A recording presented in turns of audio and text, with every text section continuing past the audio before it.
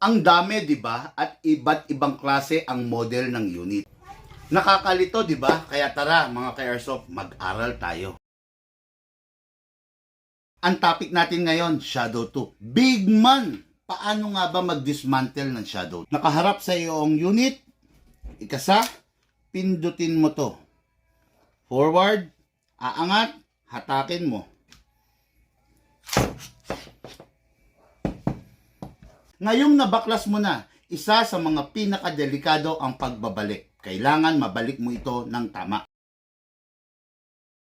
At ngayon, kunin ng frame, kunin ng slide it to the rail as gently as possible.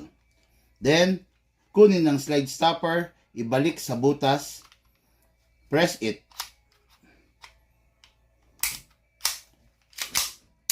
That's it. Kita mo, napakadali lang. Syempre, dapat merong guide. Manood ng aming daily vlogs para matuto ka sa ating airsoft.